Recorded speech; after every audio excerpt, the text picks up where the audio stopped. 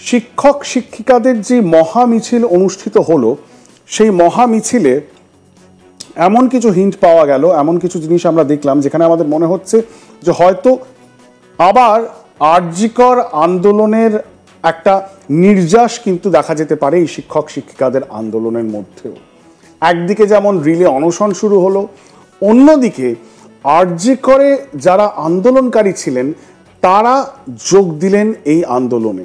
এবার প্রশ্ন উঠতেই পারে যে আরজিকরের আন্দোলন, অভয়া বা নির্ভয়া যাই বলুন না কেন, তাকে জাস্টিস দেওয়ার যে আন্দোলন, সেটার সাথে শিক্ষকদের এই আন্দোলন কিভাবে সম্পৃক্ত, নাকি এই প্রতিটা বিষয়ে সরকার বিরোধী যে মানসিকতা বা যে আন্দোলন, সে সব এক চালচিত্রে সাজাবার একটা প্রচেষ্টা, এবং সেহেতু সরকারের বিরোধিতা করাই একমাত্র প্রচেষ্টা এই মুহূর্তে দাঁড়িয়ে, এবং তাই সব ফোর্স এক করতে হবে। তাহলে কি এটার পেছনে কোনো রাজনৈতিক অভিসন্ধি রয়েছে? সেই প্রশ্নটাও কিন্তু থেকেই যায়। আমরা এই প্রশ্নগুলোর উত্তর খোঁজার চেষ্টা করব, কারণ আরজিকর আন্দোলন যে আঙ্গিকে হয়েছিল গত বছর, এবং সেটাতে আমরা কি দেখলাম যে 3 মাস ধরে অগস্ট, সেপ্টেম্বর এবং অক্টোবর অবধি যে ঝাঁজ আন্দোলনের ছিল, দ্রোহের কার্নিভাল দুর্গাপুজোর সময় হওয়ার পর আস্তে আস্তে সেই ঝাঁজ কিন্তু অনেকটাই স্তিমিত হয়ে যায়। তারপর রাজ্য সরকার মুখ্যমন্ত্রীর সাথে মিটিংও হয়, এবং সেই মিটিংয়ের পর আলটিমেটলি যেটা হলো যে আজ কিন্তু আরজিকর আন্দোলন বলা যেতে পারে সে অর্থে এখন জনমানসে আর কোনো রকম ছাপ ফেলছে না। আমরা আগেই এই আলোচনাটাই ডিসকাস করেছি গতকালকের এপিসোডে, যে পাবলিক পারসেপশন বা পাবলিক মেমোরি কিন্তু শর্ট। মানুষ কিন্তু খুব বেশি দিন জনমানুষে একটা ইস্যুকে বাঁচিয়ে রাখা এবং একটা লং টার্ম আন্দোলন, সেটাই সবসময় চ্যালেঞ্জ হয়ে যায় রাজনৈতিক দলগুলির ক্ষেত্রে।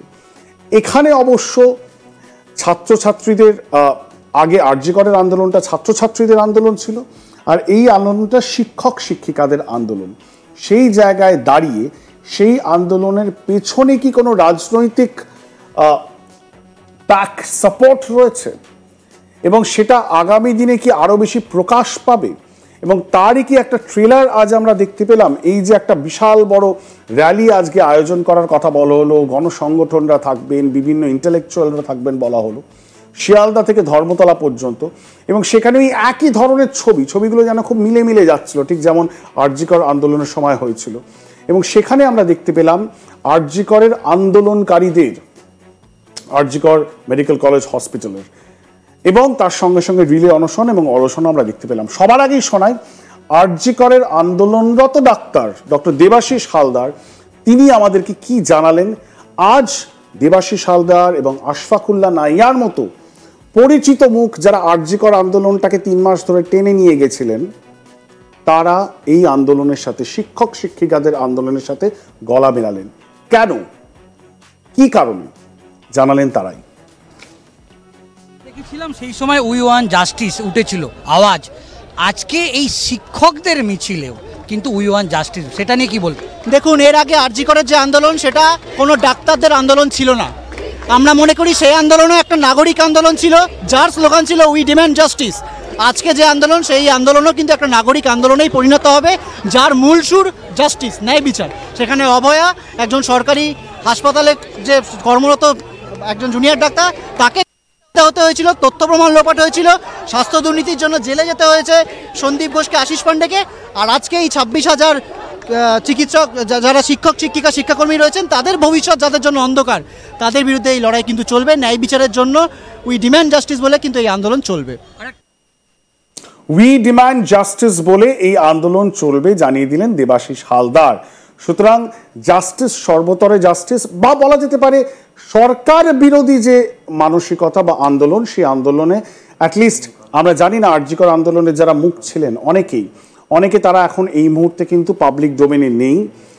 আন্দোলনটাও কিছুটা হলেও ছত্রভঙ্গ হয়ে গেছে বলা যেতেই পারে। সেই জায়গায় দাঁড়িয়ে তারা এখন এই আন্দোলনটির মধ্যে দিয়ে, মানে শিক্ষক শিক্ষিকাদের আন্দোলনের মধ্যে দিয়ে তাদের যে এজেন্ডা, সেটাকে, মানে সরকার বিরোধী যে এজেন্ডা, সেটাকে কি আরেকটু এগিয়ে নিয়ে যাওয়ার চেষ্টা করছেন। কারণ তারা আরজিকরের মুখ ছিলেন। যারা শিক্ষক শিক্ষিকাদের প্রতিনিধি আন্দোলন করছেন, তারা আজকে রিলে অনশনে বসেছেন। তাদেরকেও এই প্রশ্নটা করা হয়েছিল যে আরজিকর আন্দোলনের প্রভাব কি তাদের আন্দোলনে পড়বে, বা বলা যেতে পারে যেটা আরজিকর আন্দোলন করতে পারেনি, মানে যে ধরনের চূড়ান্ত সরকার বিরোধী একটা হাওয়া উঠেছিল অগাস্ট মাসে, যে ধরনের উত্তাল হয়েছিল বাংলার রাজনীতি, কলকাতার রাজপথ, রাত দখল, মহিলারা পথে নেমেছিলেন, যেন মনে হচ্ছিল গদি টলমল, যে কোনো সময় মমতা বন্দ্যোপাধ্যায়ের সরকার কিন্তু একেবারে কিছু একটা হতে পারে, একটা চূড়ান্ত একটা আস্ফালন কিন্তু দেখা গেছিল, এবং কোয়াইট রাইটফুলি সো, মানুষের যে অ্যাঙ্গার, যে রাগ, সেটার প্রতিফলন হয়েছিল। কিন্তু কোথাও গিয়ে সেটা স্তীমিত হয়ে গেল। আর আজকে আপনারা নিজেরাই এই প্রশ্নের উত্তর দিতে পারবেন যে কোথায় আরজিকরের আন্দোলন, এবং কোর্টের রায়ও বেরিয়ে গেছে, বিচার প্রক্রিয়াও অ্যাটলিস্ট ফার্স্ট ফেজ শেষ হয়ে গেছে। সেই জায়গায় দাঁড়িয়ে আমাদের প্রশ্ন ছিল শিক্ষক শিক্ষিকাদের কাছে, এবং এখানে নাম্বারটা অনেক বেশি, অনেক বড়, 26,000 শিক্ষক শিক্ষিকা তারা কিন্তু চাকরি হারিয়েছেন। তাদের কাছে এই প্রশ্নটা ছিল যে আরজিকরের আন্দোলন পারেনি সরকার টলাতে, মমতা বন্দ্যোপাধ্যায় ট্যাক্টফুলি সেটাকে হ্যান্ডেল করতে সক্ষম হয়েছেন, এবং পাবলিক মেমোরি থেকে আস্তে আস্তে মুছে গেছে সেই আন্দোলনটা। এবার শিক্ষক শিক্ষিকারা তাদের এই আন্দোলনের মধ্যে দিয়ে তারা কি পারবেন? কারণ গতকাল যে জঙ্গি আন্দোলন হয়েছে, বিভিন্ন ডিআই অফিস ঘেরাও, এবং সেখানে কিছুটা উত্তাল, তারপর পুলিশের লাঠিচার্জ, এই সব আন্দোলনের মধ্যে দিয়ে তারা কি সরকারকে টলাতে পারবেন? কি বলেছেন শুনুন।